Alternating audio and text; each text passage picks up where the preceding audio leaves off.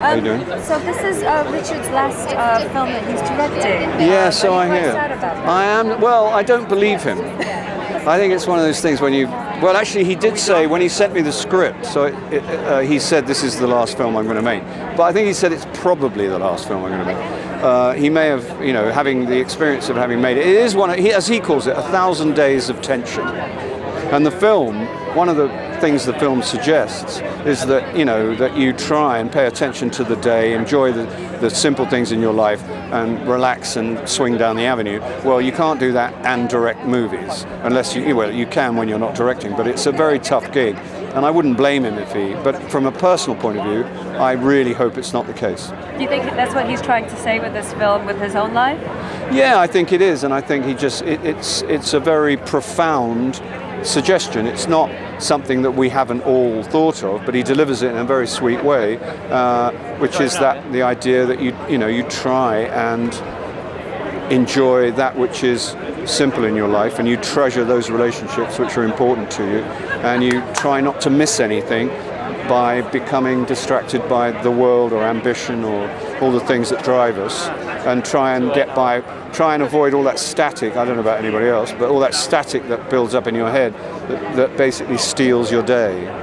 Try and pay attention. I've been trying to do it for some years now, and it coincides. I mean, I think everybody tries in their own way, I think, and people have systems of meditation or whatever they do. Or in my case, I listen to duets between John Lee Hooker and Van Morrison, and I drink tea, Yorkshire tea, obviously. You've worked with him on a number of films. What is it that makes his films so iconic? Well, he's very, very smart, but also he's a believer.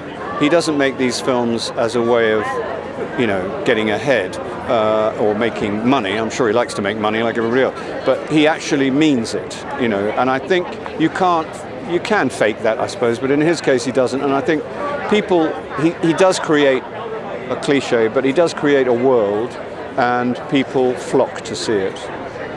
So, I think his legacy is to have emphasized that which is good and courageous and tender in the world. I was reading somewhere that you are very supportive of the new Doctor Who. Are you sad that you weren't asked to play the role yourself? No, not at all. I'm very keen on Peter Capaldi. Yeah. I've always been keen on Peter Capaldi. Everybody, I hope, is keen on Peter Capaldi. And as a choice for the Doctor, I think it's it's one of those ideas you think, well, of course.